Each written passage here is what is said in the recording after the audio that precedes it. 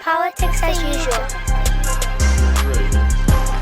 Yo, welcome back to Politics as Usual, hip-hop's #1 debate show discussing all things music, entertainment, and culture related. Before we get into the episode, make sure y'all head over to our YouTube channel, like, comment, but definitely hit that subscribe button. That's Politickz with a K and Z at the end, all right?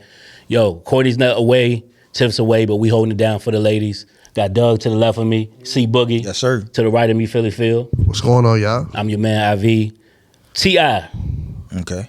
Kill the King is out.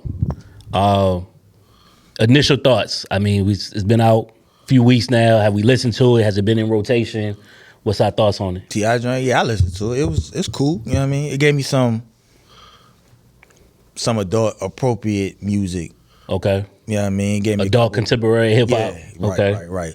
So yeah, it was cool. It wasn't nothing spectacular or nothing, but it was cool. What do you okay, well let's go down, Doug. I ain't listen to that shit. I forgot you not a I was doing a couple songs of that. It sound like it's alright. All right, Phil. No, I thought it was solid, man. I think T.I.'s making I think going even with his last project, he's always put out solid projects. I think that this time he has some stuff to talk about, especially coming out the 50 Cent little beef thing, and he had a hot record in the springtime with the song with Pharrell. I think that with this project, Got two of them. I think. Let him know, and then Let 'em know. talking about the Mr. Him record too, or I was just talking about Let Him Know joint. okay. I do feel the nostalgia feel with him and the T-Pain and the Jeezy record. I think 2 Chainz on it too. So I mean, like I said, it was a solid project. I'm a fan of T.I. I think he should make music. I think with anybody, he should make music as long as it's For sure, yeah. the core is messing with him. So, like I said, it's a solid project. I probably rate it probably like a B. A B. Yeah, I like I guess said, like for a C and then for what I'm expecting from T.I. Yeah. Not necessarily over. Like if he was a fresh artist or something like that, I may grade it. The curb is definitely there though. But what y'all think? I think just piggybacking off what Phil said, definitely a big T.I. fan. When I think of T.I., I think of a time period in my life. Fast forward to now, because I think, it had been at least almost a 10-year gap between the last T.I. project or album before this one. So the anticipation was there. And then you came with the Let 'Em Know single, big single. Got a lot of great positive feedback, Pharrell. Then every other single that he's dropped outside of the Let 'Em Know being the big, smash single, like Mr. Him and the Trauma Bond record. I think he put out a record with Summer Walker that's still starting to get a little traction now. He picked the right singles for sure. I give him that. And that's one thing he knows how to do is make a hit record. The album, it definitely gives me some nostalgia T.I. vibes on there. Looking at the track list, so he got songs like How It Went, We On, Long Live Clay, stuff like that kind of gives you, like, if you're a real T.I. fan, connoisseur or whatever, it kind of gives you that vibe. But then it's still modern too, like the Dope Boy Academy record. I think he picked the right features on that with Jeezy and 2 Chainz. T-Pain killed the hook. The Pistol on the Dance Floor record is a personal favorite I like. I enjoy the first half of the album better than the second half. I'm with you on that. Yeah. But like to Phil's point, it's a solid B album. Like, I mean, for his catalog and just him not dropping music in a while, I definitely think it can go up there in the conversation with his classic material. We'll see how it ages, to see if it'll actually be a classic or not. But for the music right now, it definitely is quality music. And he proved that again at his age. I think T.I. is 45, 46 now. That there's still an audience for him. There's still people that's gonna come out. I think he just announced that he's on tour. So by the time this episode comes out, you probably can look up his tour dates and all that if you want to go check him out. But T.I. still has a fan base there. He did say that this was gonna be his last album though. But you could tell by the way that the album ends, there might be more music to come. So, I don't know if it's gonna be like Yeah, he say he not done with like edition or he not done with doing like features and even like mixtapes. He say he'll do mixtapes and features, but like as an album, like a real concise album, he said this was the last is it. one. Yeah. Well, I mean, I ain't mad at it. I mean, if you're gonna go, like I said, he still to me represents the artist too that still puts together albums. We live in a climate now that is just, it's very single driven, and a lot of the projects that artists make now, they approach it like a playlist. You know what I'm saying? Yeah. Because that's the way the music is consumed now with the streaming. But you could tell by listening to this album, he's still kind of meticulous about song structure. Even the way he put the first song on the album sounds like a real intro. So it kind of gives you like that old T.I. King era. You know what I'm saying? And what was the album before the King? King was an urban Rap legend. music, urban legend. Urban Legend. That's what I was. Yeah, Urban Legend. I was expecting a song with Manny Fresh on there. I was kind of disappointed in that. Because he normally has a song, at least one song with Manny Fresh. I thought he might have kept that up, but it seemed like he worked with, I know Toomp did some stuff on here. So it sounds good to me. Can older artists still make impactful albums, or do we care? All right, so Because I think Nas kind of proved that. Yeah. But yeah, yeah, so I got a thing with like the word like relevant or impactful when it comes to legendary acts. I feel like, I know people say this a lot, but I feel like rap, we don't hold our legends to the standard like other genre of music do. You know what I mean? Mm-hmm. And I understand, because rap was discovered on young, rebellious energy from the inception of it. You know what I mean? I understand that. And a lot of people didn't get a chance to grow older with their favorite rappers. Like, you look at Rakim and like Big Daddy Kane, they got like 1 or 2 albums. You know what I mean? We are like the first generation to grow old with our artists, like with the Jay-Z's, the Nas. Tupac and Biggie died, of course, but like around that time. And like, I remember we had a topic a long time ago, one episode, we talked about like, when did you fall in love with hip-hop? And I just made up some bullshit. Like, it's no song I ever just fell in love with hip-hop. It was always around, you know what I mean? Like, we didn't go through that time of like hearing something on the radio like, what is this? You know what I mean? Oh, like, it's somebody that's 52 that would remember a time where there was no rap. Well, you might not. Let me challenge that. You might not. You probably won't be able to pinpoint a specific song that made you fall in love with hip hop or the culture, but you do remember a song or songs when you were growing up that you like. That nostalgic for me, for sure. Yeah, nostalgia, but that was like your go-tos. Like you knew every word. Yeah, of course. So that was like the prime period. Yeah. My point is, it's people in this world that you could be like 52 years old and never. You remember a time where there was no rap. That's how young the genre is of rap. Like, there's nobody. I don't think there's nobody alive that was alive that don't remember when jazz. Like, when did jazz come out? Or rock and roll. It predates the rap genre. Or rock and roll, R&B. Like, that always been around. Right. Like, rap is a new genre still to this day. You know what I mean? So that's why a lot of younger people be like, man, forget them old people. But we grown old with our artists. We're the first ones to grow old with our artists. You know what I mean? Mm-hmm. So they always gonna be relevant. As long as you making relevant music, you're not compromising yourself to try to sound like a younger. Like, Jay-Z comes up and he sounds like a 55-year-old man. I'm into, like, when we was just talking about the T.I. album. He gave me songs like that's relatable for me at the time period I am in my life. You know what I mean? So we always gonna be relevant as long as you stay true to yourself. I don't think age matters anymore in hip hop, for real. I agree. I think I feel like it's kind of unfair to the hip hop genre that we, this type of conversation kind of always comes up.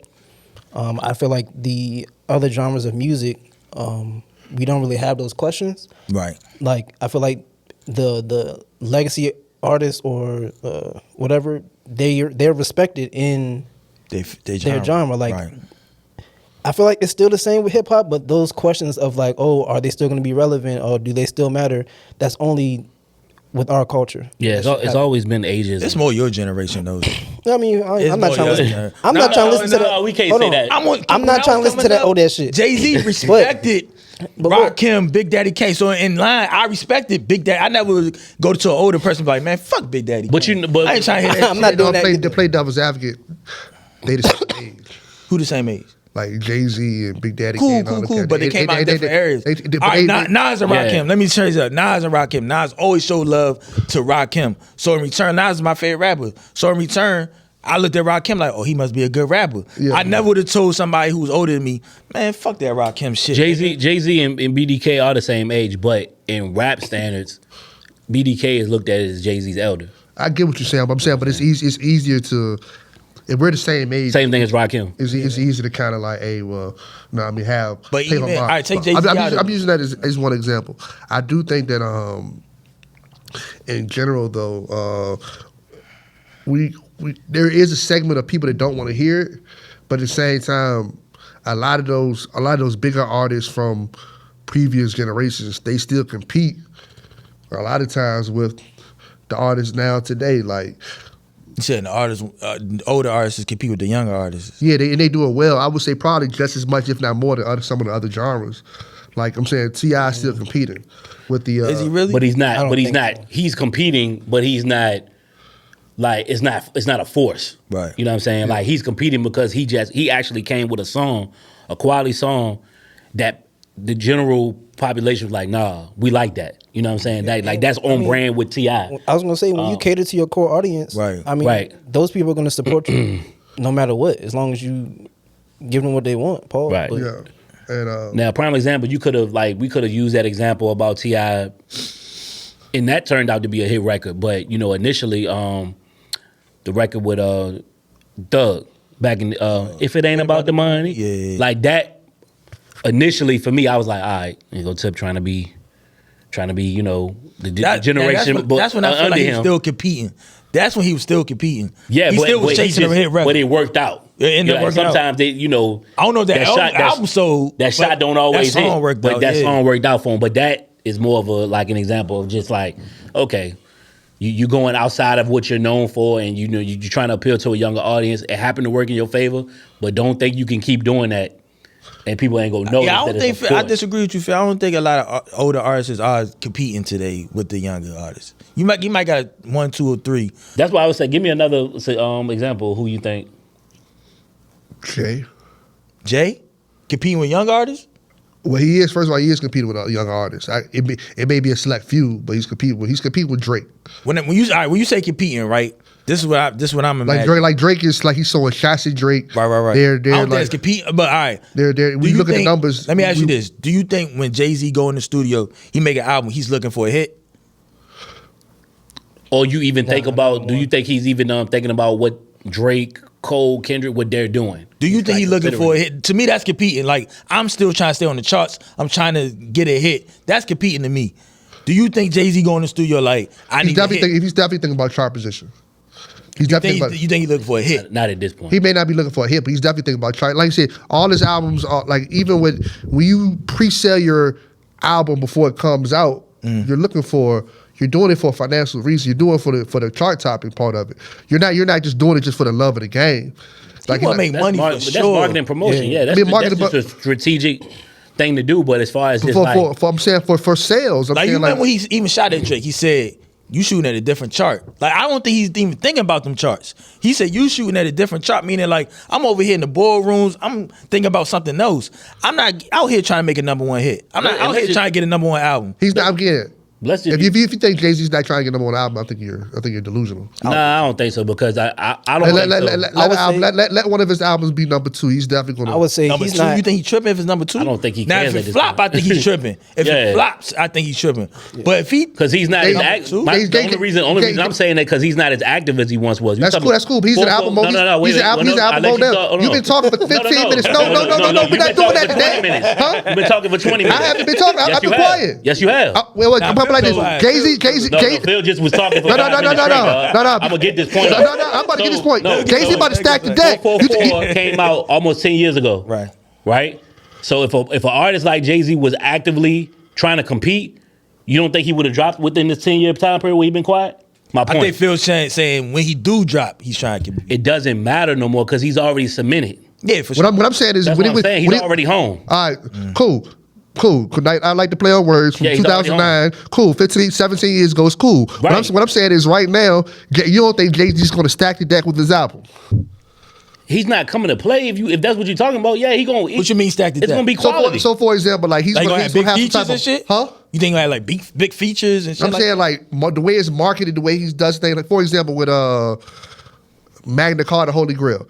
He signed a deal with Samsung. The album was platinum before it came out. Because on your phone, as soon as you come out, it was on your phone since. That's what I'm saying. That's a stack. That's a long time ago, though. That's what I'm saying. Like, what I'm saying is, you don't think he's gonna do something similar this time? He might. That's all I'm saying. You don't think he's like he? If you got, I think you got Jay-Z effed up. If you don't think but I think that speaks more to his like business acumen. Yeah, that's like, not the same. I don't really think he's not competing with my the other thing. artists. I don't think Like I said. So hear me out. For example, if Jay-Z drops right and the album sells, say 600,000 copies, right? 600,000. 600,000 copies, right? That's good. I mean, it's great. Nowadays. Yeah. I mean. That's you don't think you don't think this would be blogs? He had blogs. See how much? Telling you how much he outsold Drake by? Yeah, for sure. That's all I'm saying. Yeah, He still. I don't think Jay-Z cares. Yeah, though. those are the blog's choice to do that. That's not him. Like, oh yeah, make sure you. Jay-Z and Drake both got stands who going to fight both ways. You don't think Rock Nation be sending out little 1-2s about them to the blogs? Oh, yeah. The blogs are paid. The blogs be paid by record labels, bro. Yeah, that's the PR. Listen, so the PR. Jay-Z's going to be all. He's a part of How all did we that. even get on Jay? We were talking about Ti. Now we talking about relevant artists and stuff, but Right. PR teams and everything. That's their job. They're gonna do all that for sure. I don't think Jay-Z is like heartbroken if he's not number one on the chart. Yeah, I don't think he's like purposely. I don't think none of these legacy artists are heartbroken because again, I think only one would be, and that's Rick Ross. a Nas. Is Ross a legacy artist at this At this time, for sure. Okay, well maybe Ross, but he's still actively trying to compete. That's different. Yeah, that's one of my. But I'm talking about the Jay-Z, the caliber of a Jay-Z, Nas, T.I. Put Jeezy in there. Jeezy's a legacy artist. But what I'm thinking about it is like they're not actively dropping music at the rate that they once were. Right. You see what I'm saying? So that's what I'm looking at. Because if they were really competing, like I said, at one point Jay-Z was dropping an album every summer. So you're like every year. When you saying compete, you more like the consistency. The active, I'm dropping consistently. This man took damn near a 10-year hiatus to just do business. Right. I think when me and He don't Phil give a saying fuck like about what competing, Drake and them doing, like. I think when me and Phil saying what competing means, like when you do drop, No Homo is like, Oh, yeah, he's still doing all the things. Yeah, I mean, but any artist that cares about the craft and their music and how the people get it, they gonna do that. They not just going to like even the artist. I think Nas don't care about none of that. I think Nas was just It's dropping a music. rollout. What you mean? No, it's still planning behind. It's still like a strategic. It's a thing, though. rollout for his fans, though. I don't think. I definitely don't think Nas going to the studio trying to make a hit. For one, and I think two, when he put out He something, never did. He never was that type of artist. Though. Nah, it was a time. I mean, he had a point where he was. It was definitely a time he was looking for it. We'll talk about that later. But he realized that wasn't what his core expected from him. Jay-Z always had balance. You know, he was known for making hits, but he also gave you substance too. You know what I'm saying? But either way, you know what I'm saying, none of those artists now is like, it's really about the core and if they got something to say. You know what I'm saying? If they ain't got nothing to say. So what was the original question? Like, are they impactful? Yeah. Okay. Are they impactful as far as just like the album standpoint of it? Because again, people not checking for albums no more. You know what I'm saying? They legacy acts always gonna be impactful. If you're a legend in this game, you lasted 5-10 years in this game, I hold you to a high standard. I feel like like I said, we the first generation. Like how Avi's a Jay-Z fan, how he is, it's a lot of us like that that's going to hold Jay-Z to that standard because we fans and we the first generation. We didn't even mention Kanye. That's a perfect example. Of what? Of the question, can older artists still make impactful albums, right? I don't think he's making impactful albums. No, he's not. Right. But he's still making impact. His show's been sold out crazy. You know what I'm saying? And that just goes to show you that regardless of the controversy, what you think about Kanye, even if you're checking for an album, if you check it out and you be like, this shit ain't even half of what he used to make. That was another point. People are still paying good money to see that. Legacy acts, they're always going to sell because them fans actually got money. These young motherfuckers got 13-year-olds. They can't pay for no concert tickets and shit. Well, you know what I mean? Well, that's why you see. But it depends on how young you talking because, like, honestly, like, all right, Don Toliver is having a successful tour right now. Mm-hmm. NBA YoungBoy had a successful tour. Yeah, and he's what 25, 26. I've seen a lot of people had who was the one that they had to cancel tours. I think it was Lil Durk before he got locked up. I think. Oh well, yeah, It was a lot. It's a lot of that. A lot of times where they got to cancel tours because I'm gonna finish real quick. The ticket sales don't equal to what the hype is. The hype is more like the ticket sales. 50 Cent had one of the biggest tours Like I think the other year. overseas. If he put out an album, I think it'll flop. Yeah, but somebody said that too. Like you know, what I'm saying overseas, like. And They respect hip hop. I hate to bring up Hov again, but they said it. They said 50 just had to run overseas or whatever. He can't do that at the stadium. 50 Cent can't sell out the Yankee Stadium like Hov did. I don't know about that. I don't think that's cap. I don't know about that one. In New York, I don't know. Listen, I was about to say. I think in the States, Yeah.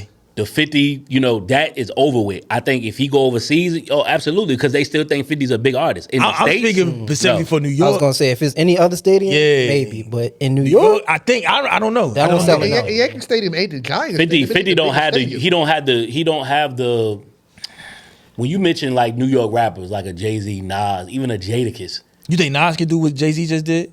potentially, yeah. Then 50 definitely could do it then. If you think Nas could do it, 50 definitely. I think with 50, the only thing that hurts him is I've been the to a fact- Nas show. He can't. Go ahead. But Nas is a good performer, actually. Yeah, He's a good performer for rap standards. Like, if you looking for somebody to hit the lyrics, Nas gonna hit the lyrics. Got you. But I'm saying. But what I'm saying is, That's the standard. Okay. go ahead, Phil, because it's killing you right now. Go ahead. Nah, go ahead. Finish your point. You was finished. Oh, all right, thank you, sir. So what I was saying is, 50, Yeah. like he's a polarizing figure, and a lot of people think that 50 was the reason that New York rap went down. There's people that think that for sure. Yeah, so he doesn't. Even though he's homegrown New York, I don't know if he'll get that support from the hometown like a Jay-Z and Nas would. I don't think so. he definitely. Now overseas, yeah, because they still think 50, I think 50 even Cent, like, even nigga like Jim Jones could do a lot in New York. I'm not saying sell. I was about to say, I'm all not right, saying all sell right, Yankee Stadium nothing. I'm saying he would get a lot more love than you think in New York. maybe, Okay. How big is I it? just, maybe. you said what? How many people sit in Yankee Stadium? Like, I mean, How many people can sell out Yankee Stadium? Yeah. That's from New York or just period? yeah, so it's like 50,000. That can sell it period? No, I'm saying that's how big it is. Like he's doing like, I think Wayne would sell out Yankee I'm Stadium about to say before 50 Wayne Cent would. could. Kanye could. I mean, you talk about like people like Kendrick and Yeah. That's what I'm saying. Yeah. Drake can. Yeah. Like Yeah. I'm saying, like you talk about as far as like, Legacy niggas. Drake might be a legacy artist this time. I mean, what do you how long you gotta be in the game to be a legacy artist? That's really. I say my question. 15 or At better. least 15 years. 15 years. Okay. 15 or Legacy. The better. young boy got 4 more years. Young boy. He got 4 more years. He been out 10 years. He been out 10 years. Because you got to a young person, yeah. Because we the remember when these niggas came out, so they might never be a legacy act to us. Because the average lifespan of a rapper It's like 2 years. is 2 years, and especially when you white hot. Yeah. Like you be lucky if you get a third year of being white hot, but normally it's 1 to 2 years that you on fire, and that's it. That's the run. If you make it past that, you successful. You somebody. You know what I'm saying? You done did it. Somebody that's like 9 right now in 4 years, yeah. NBA young boy is going to be a legacy act. Yeah, because at some point you're gonna drop something that your core ain't feeling, and then that's when the debate starts. They like, oh, he washed, he ain't dropped nothing since da da da da. It's like every artist has that one project or something close to it where they like, And it ain't hitting the same. It's not easy to make a hit neither. And you gotta that keep shit not easy. Yeah, like you gotta fulfill that contract with the record labels. You got a 7-year deal, like. No, a 7-album deal and all that, like, yeah, sometimes they don't even get to fulfill that because 15 years of being the interest isn't there. hot too, no homo. Not just you've been 15 years just rapping and after 2 years niggas didn't care about you. I'm saying 15 years of being a top 5 nigga in the game. Speaking of a legacy artist, Dwayne Michael Carter, excuse me. He said that can't nobody beat him in the Verzuz. He was on the Gangsta Grill's podcast. He's on drugs. You just be saying shit. talking to DJ Drama, and he said anybody that even dare to challenge him, jump on stage with him, it's a wash. Now listen, he said the only person that it makes sense for him to go against is himself. So you be album Wayne versus mixtape Wayne versus feature Wayne. I get it. Wayne has catalog for days, right? And hopefully, and this is a serious thing. Hopefully his health is good because I seen a few comments about him, missing shows or, it might be something going on him with health. Well, I know he suffers from seizures and things like that from time to time, but I do think Wayne has healthy competition if he came to a Verzuz. Now, if they gonna beat him or not, I don't know, but there's definitely some honorable mentions. Like I don't think there's, T.I. is one of them.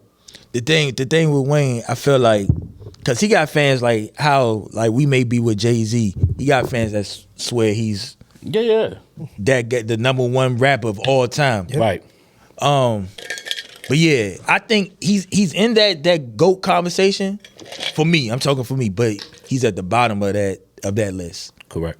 Like so, if you got Jay-Z, you got Kanye. I'm speaking of like Verzuz type shit. Mm-hmm. Jay-Z, Kanye. Who else I put in there? I'll put Nas in there, but I don't think that'd be a good Verzuz. Drake in there? Drake in there. Shit, at this point, Kendrick. At this point, Cole. Mm-hmm. I think. Well, take Cole and Kendrick out. I think everybody else is smoking Wayne, smoking him. And you said Jay, Ye, Kendrick in there, and Drake. That's smoke. That's the smoke. I think Wayne. Talk to us, Doug. What's that? Might be one of the most overrated rappers out. I definitely agree with you, but I don't want. I don't want. Like I feel smoke, like though. he had an era or like a range of years to where he was that guy. Right. Mm-hmm. Before and after that, it wasn't like that. Yeah. It was a lot of questionable shit going on. Yeah. I mean, I respect his run, but I wouldn't put him. What was that run for? What time period you talking about specifically for Wayne? What is that? 06 to 08, 09, something like that. That's pretty much it. I agree. And then it's like after that, it's like, what are we talking about? I may say 05 to 09. Definitely 05. I'll give you that. Because that's Carter 2. So yeah, 05 to 09, Wayne was. No Carter 1. And again, that goes past Carter 1 is to me that's my favorite Carter. Right. He hadn't reached that potential. You could see it like it was on the verge. Like he's ready to go. He's ready to go off. Gilly's writing for him. But Carter 2 happened. Let's say what it was. Right. Gilly was writing for him. Carter 1, he was keeping the buck. He was still regional, man. I remember. I think Carter 1, he was still regional. Nah. No sir. Like I remember having the conversations back then, like arguing with people like from above the Mason Dixon, like yo Wayne. They like, no. At the time it was Cassidy. At the time it was Jewels. At the time it was like, as far as the up and coming guys around that same. But he was in that convo though. Huh? He was past regional. By Carter 1, I mean, he was past regional, but he wasn't. They still wasn't respecting him. Respecting number, yeah. But he was past regional though. When I say regional, I mean like. Yeah, for the South. I mean, like I said, all right, so the South made it held him at a high regard. When you say regional, I'm thinking when I hear you say he's just regional, like niggas up top weren't even listening to him. I knew people on that squad up shit was hard. When he was on that squad up shit, they was on that shit hard. Niggas was listening to that. Was Carter 1 time. I was arguing niggas about who was better between T.I. and Weezy before they around that Carter 1 time. But niggas might not have had him at. I remember when he came out and said, "Who the best rapper alive since the best rapper retired?" Niggas laughed. Like I remember people laughing. I remember that. I remember like as far as like like here laughing like hey, it wasn't even like yo we kind of like the Southern State a little bit. Like it was kind of like this nigga tripping. Yeah, I mean, don't be wrong. And I like the album. Right. When that song came out, I'm not gonna lie. That song came out before the album came out. That song was alright. So that's The song was alright. It was cool, but that song came out before the album came out. I remember the album came out, the song was ended up being like on like, it was later on in the album. I remember the whole Carter album was, we first put it on, because I remember it came out my senior high school, so it's going to hit a little different. And Joe was just like, that guy was like the soundtrack of our football season type shit. Like we was riding to that shit hard. So, but I mean, can anybody beat Wayne? Yeah, I think the people we talked about can beat him. I think easy too though. Kanye easy. Yeah. Easy. Take the Stan fans out of it. No, you gotta keep the Stan fans in because Kanye got just as many Stan fans, if not more, than Wayne got.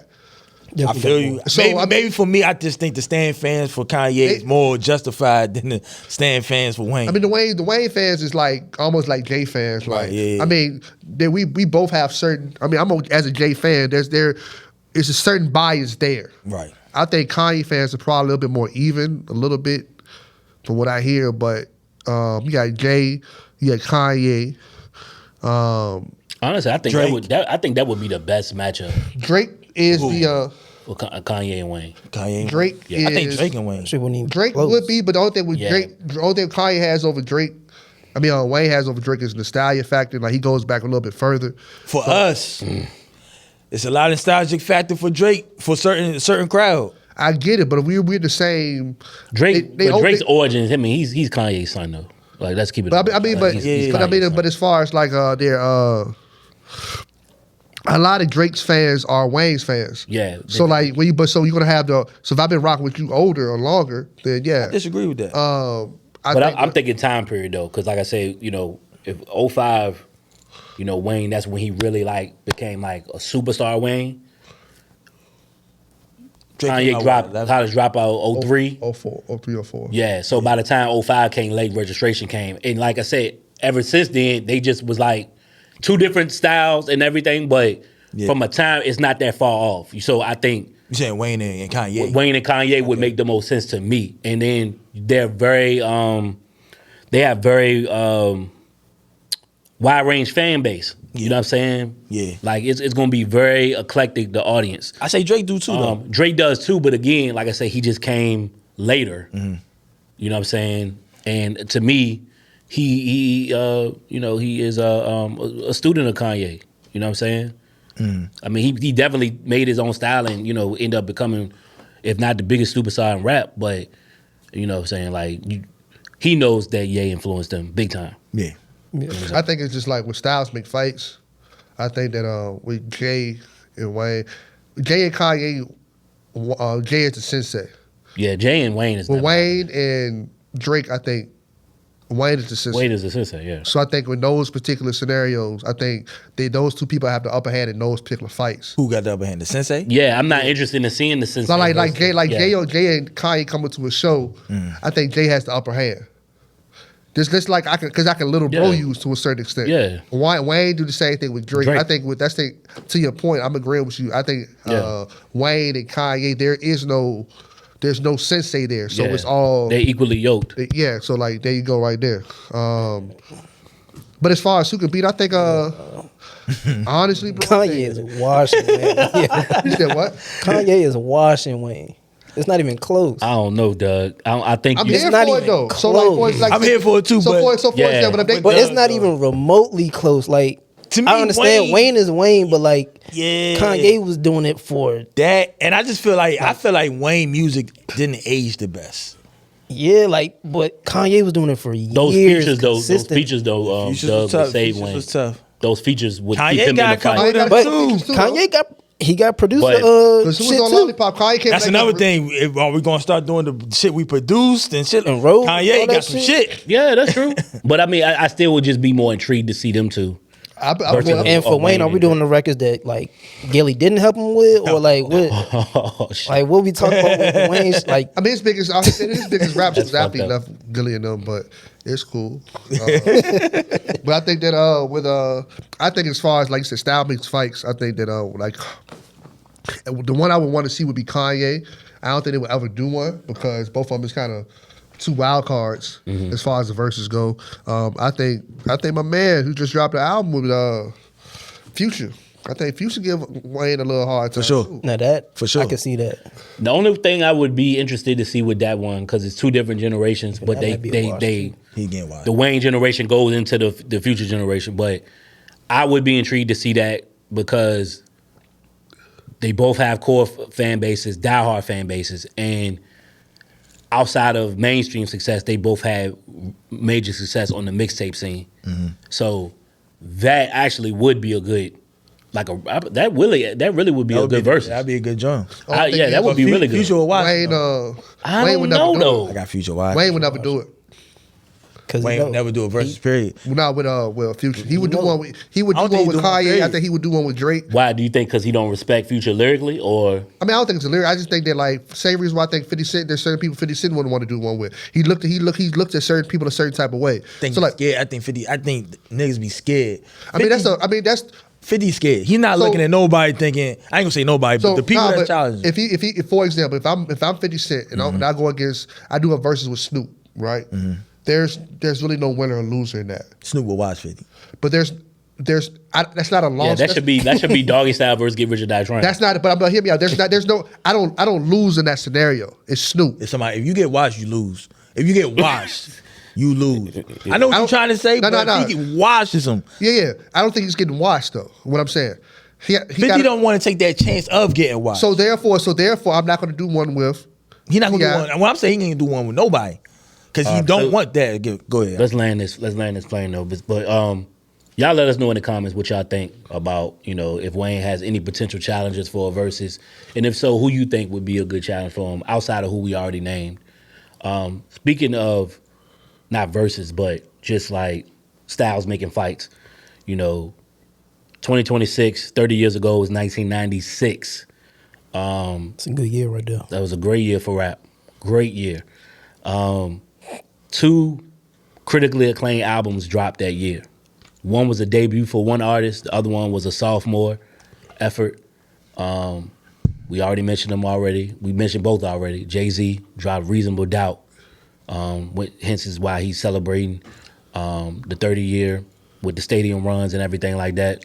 And then Nas' second album, after his critically acclaimed Illmatic album dropped, and he had a lot of pressure on him when this album dropped. It was written.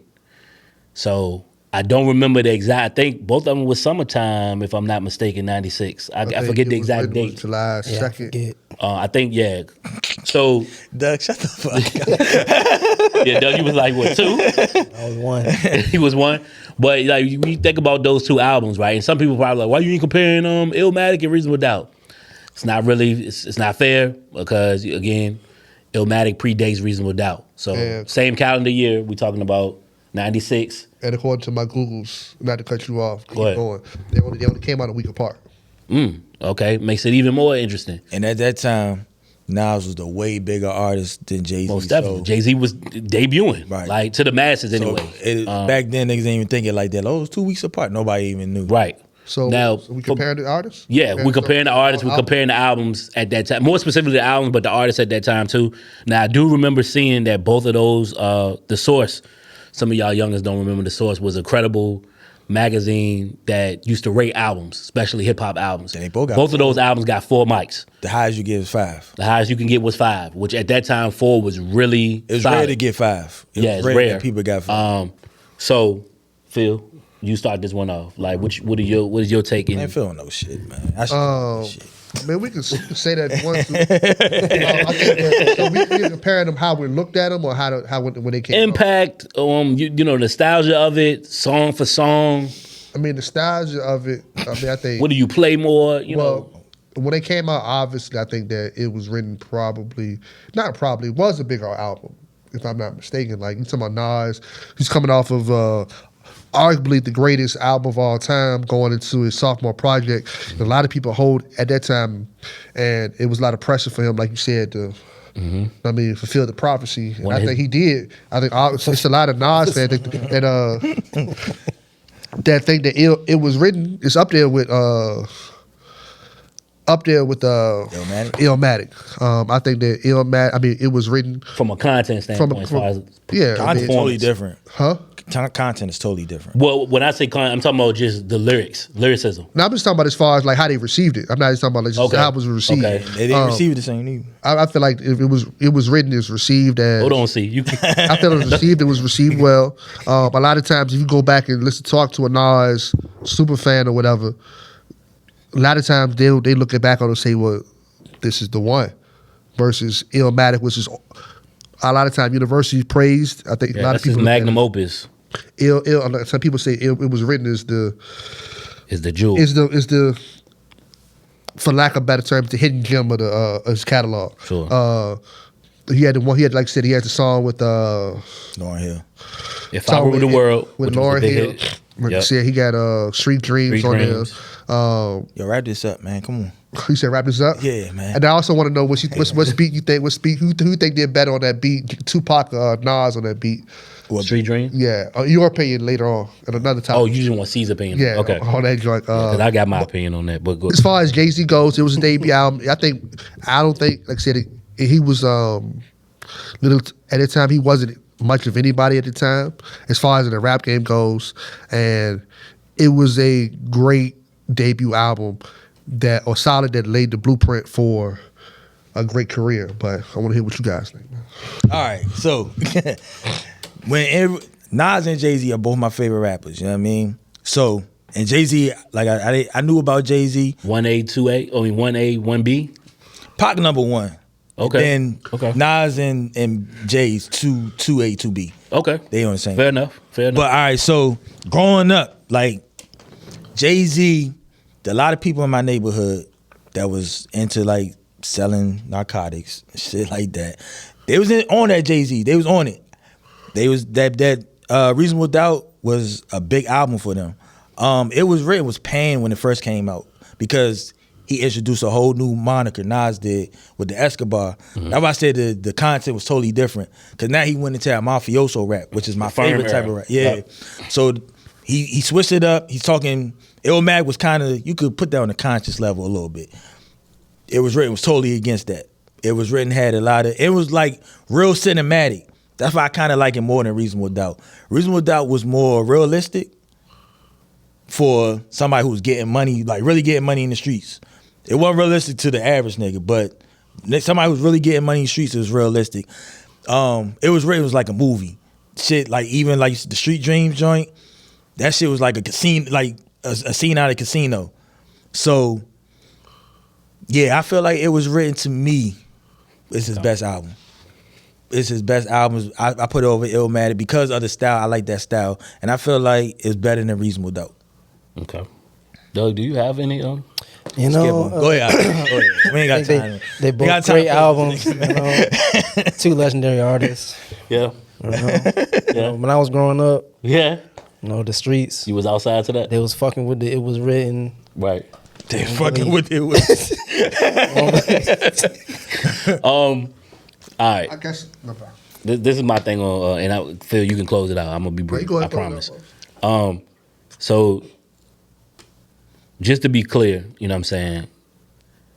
You know, everybody know Jay-Z is my guy. My appreciation for Nas came later. And Nas at this point is definitely like right under Jay-Z to me, as far as living rappers. But at that time, I had an older cousin that swore by Nas.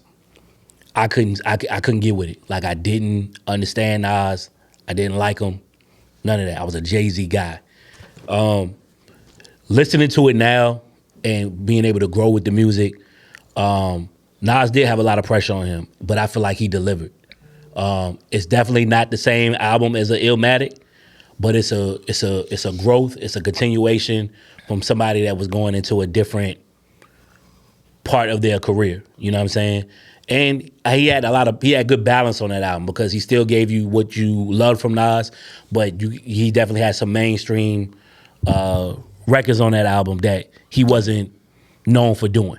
He was chasing the hit that day. He was chasing the hit, but he actually garnered a hit with the Lauryn Hill record. Mm-hmm. Jay-Z, brand new at the time. I mean, literally when you listen to Reasonable Doubt, you can, you know, if you know anything about that lifestyle, like I said, you can smell it. You know what I'm saying? Like you could tell he was knee deep in the streets when he made it. Now, aging wise, I'm gonna have to agree with C Boogie. I think that Nas's album is a score, right? And it's a cinematic. You know, to me, it's up there with like a life after death. Mm-hmm. Jay-Z, Reasonable Doubt doesn't give me that feel, but it does give me the feel of somebody that's hungry, somebody that wanted to make an album that appeased him and his core people. Yeah. That's all he cared about. Because I think initially the approach for that album was make an album and be out. Be out, yeah. Like he didn't have no plans of continuing a career at all. You don't really get into more of the Jay-Z. Like Jay-Z's It Was Written to Me was the album after that in my lifetime. Yeah, that was it. It was written. You know what I'm saying? Like as far as the balance of street stuff, but then him chasing a record. See, that's the only way that's his. It was written. I agree with you, but a lot of people don't like Volume 1. I think Volume 1 is like, I agree with you. Agreed, and that's the same effect that It Was Written had initially, and then it grew on people. So, but just for that summer of '96, you know what I'm saying? While Jay-Z caught your ear, I think Nas, Yeah, Nas basically showed that he was the big not dog. one dimensional. He was the big dog at the time outside of Biggie. And then You know what I'm saying? It was him and Biggie in the conversation. when you said that, like you said, that was his competition at the time. Who? Think Biggie. about Nas. Nas competition with Biggie. Yeah, Most definitely. At the time, so we say like instead of cinematic, it sounds big. That's your competition at the Right. time. Like The message was for Biggie. Biggie responded with kicking the door. They Yeah, both was you know on what that I'm saying? mafioso type Yeah, shit. like, too. Right. like even with I know Wu-Tang was talking about it like They had the same album cover, all that. they was like They like they Biggie taking didn't your really like style. Biggie. They was like Yeah. they Nas was their guy. Right. And like They felt Biggie was taking his style. They feel like Biggie was taking a lot of his style. So like I said, a lot of times we look at things from a Past view on the a lot of red. times we look at Jay-Z stuff from because it ended here. Right. We look at everything in that limelight. Right. But at the time, to y'all, everybody think everybody. But you know what? Real quick, you know what? I think Jay-Z did that to himself. Jay-Z, Ivy said Jay-Z sounded hungry. He didn't. To me, he always came in like he was already on. No, yes, but He already came in like, I'm But above all y'all. I think that- I'll I explain mean, that. Yeah. That is the thing. I mean, I've heard because, like I said, sometimes I study these things, and like I said, he was one of the first rappers to really be like, like it's not cool to be broke. Like I'm hot. Like I remember Right. Outkast was coming out. They had their album the same year. They was broke. Right. Like like if you don't Yeah. move your feet, I don't eat type shit. Yeah. And he come in the game like nah. Like I'm man. already on. And I think that I'm kind of already hurt him a little bit because it was relatable to a lot of people. He right. already That- came but, in. but he was speaking truth. That was really his life. Right, like right, the right, Rockefeller, right. like they really had the money. He's on, They, like you know what what you I'm saying? say, They was he doing wanted it. to just make music for the Right. niggas, his core. That's- Like, the niggas was getting money. I had a That's- team like that. Like That's why Jay always gravitated towards like a Jeezy because he could see Oh, like, oh no, Rose. that's real. You know what I'm saying? Like, because Jeezy when he came out, like you could tell like, oh, this nigga really was was like already on. doing that stuff. So when I say hunger, I was more so talking about just not him rapping from a standpoint of being broke and trying to get it, but more so already having it, but proving that he could. I'm rap just with as the nice elite. as a Nas Right, or a right, Biggie. right. Like these Yeah. people that are already up there, but to me, they're like And my Best peers. MC, Biggie, Jay-Z, and Nas. right. My Like I'm peers. like they're my peers. Like not trying I'm to get right under there my with them. peers, Like yeah. you gonna see. You know what I'm saying? Now I wanted to ask y'all this question real quick because I had the thought when Biggie came up. You know, I heard somebody say, I think it was Clark Kent, R.I.P. He said in a old footage that he said that Jay-Z, Nas caliber were great MCs. Biggie was a great rapper, and there's a difference. I heard It took me a while to understand where he was coming from with that, but I break it down for me. I think I agree, and I'm gonna tell you why. So to me, MCs, rappers have a way of saying things and they say it and it sounds cool and they know how to make a dope record. It ain't the most complicated. It's not, but it's not the most intricate thing. Right. Right. Jay-Z and Nas, the point that Clark Kent was saying as far as them being MCs is that you might not always get it right away. You know what I'm saying? You might have to, it may take a couple of listens before it actually like, oh, okay, I get what they was talking about. Like Nas, I get you power. You know what I'm saying? And records like that. So not saying that Biggie can't be considered as an MC. But what I'm saying is when it came to being the best rapper out of the three, I get that to Biggie. But MCing, the art of MCing and just kind of like, again, making you think and dropping certain jewels in the records that don't hit you till later, I think Jay-Z and Nas proved themselves to be a little bit more profound in that area. And to, you know, it might not be fair because Biggie was cut short. I think he would have actually grew into that. But those first two albums, even with Life After Death, you could hear it like, okay, Biggie's like really, he's getting there, but the honus to me was still more on being the best rapper rather than an MC. All right, so me personally, the reason I disagree, because I think Biggie did the same thing.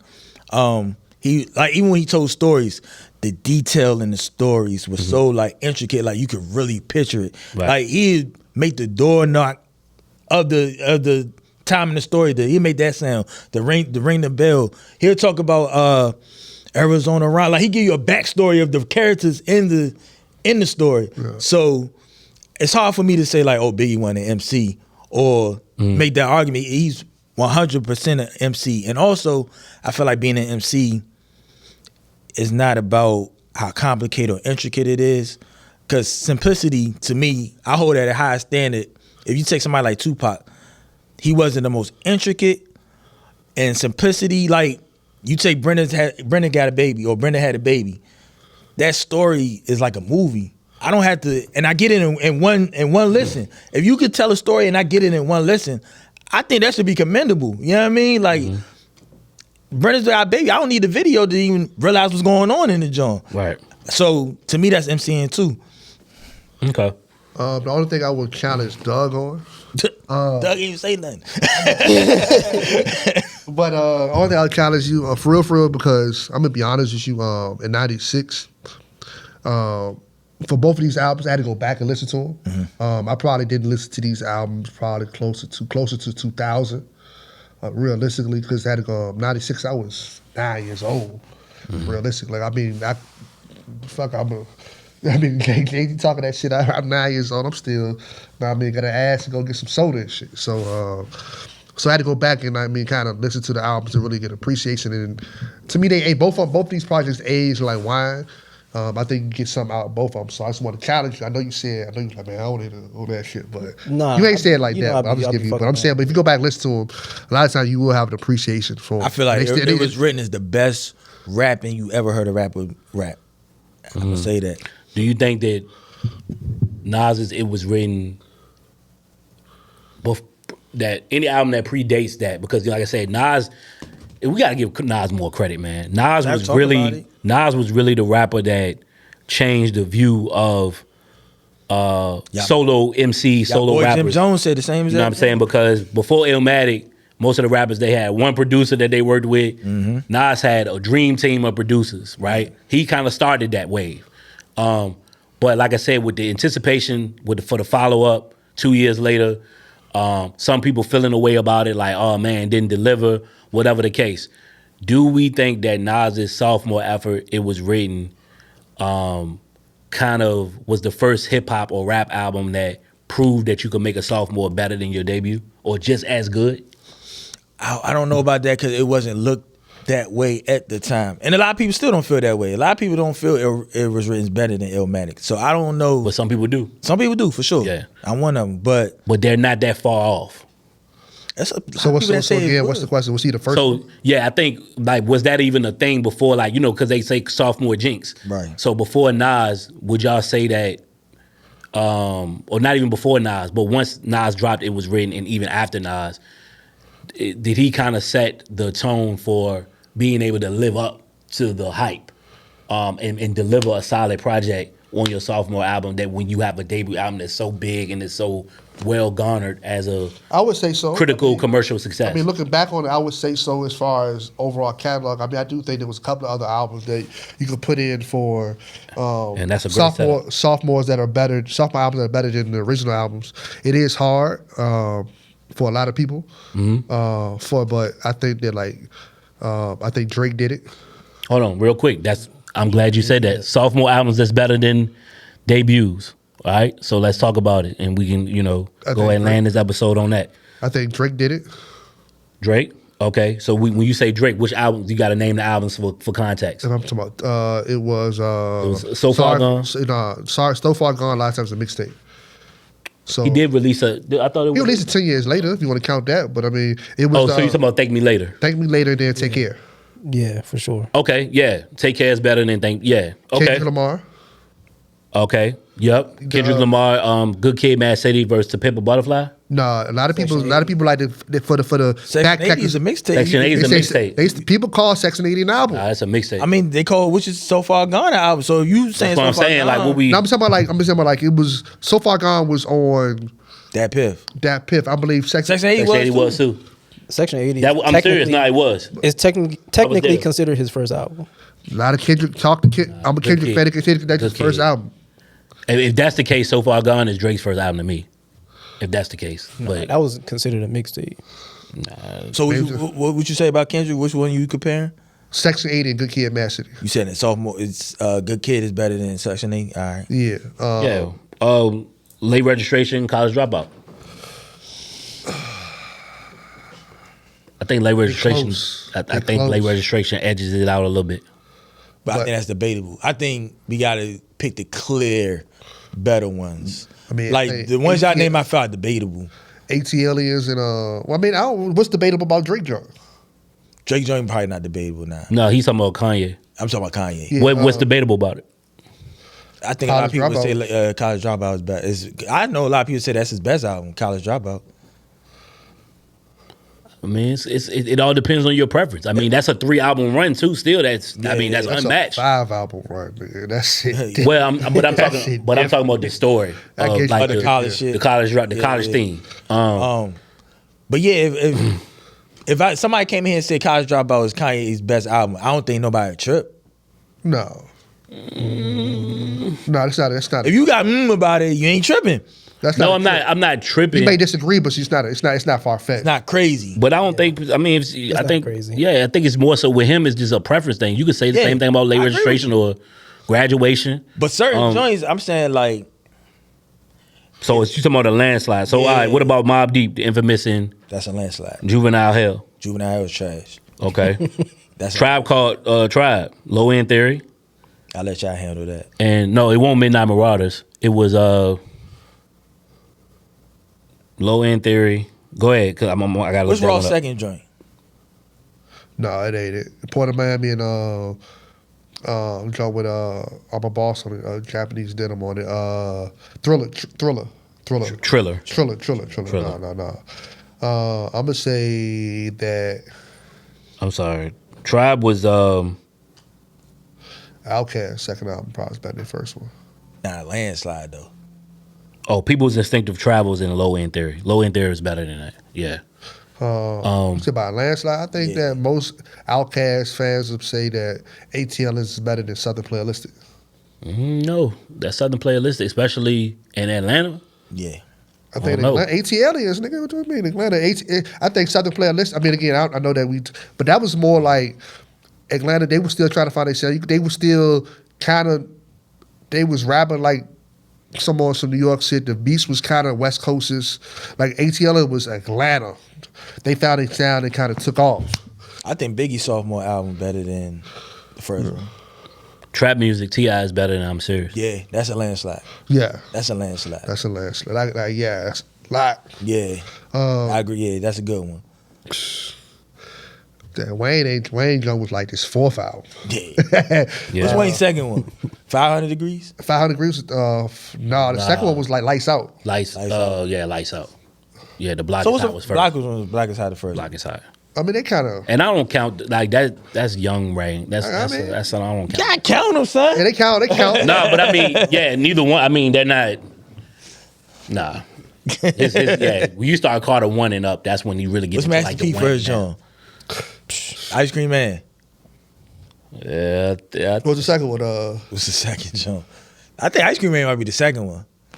Ballad might be the first one. No, but if we keep it in New Ballad Orleans, is on Ice Cream. Was G Code better than 400 Degrees? Nope. The G Code, hell no. G Code won't whack though. You never said it was. G Code won't whack.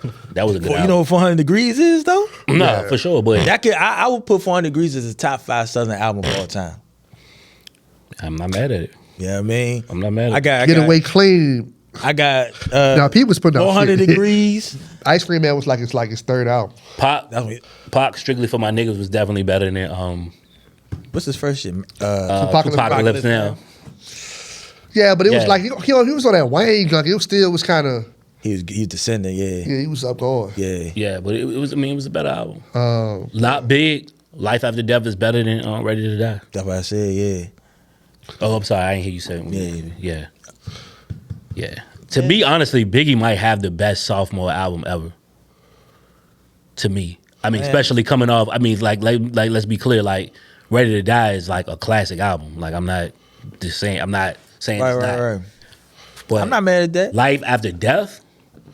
That's the best y'all double disc. Good Kid, Mad City's a sophomore album. That's to be talked about. Yeah, I really want to revisit that. Y'all got to let us know what y'all think, because I could have sworn, I thought So Far Gone was an album. I remember we looked it up before they said it. They said whatchamacallit was an album, Section 80. That's an album. That's the reason why I thought I was on your side initially, Ivy. Then everybody argued me down, so I'm going with the side of the people.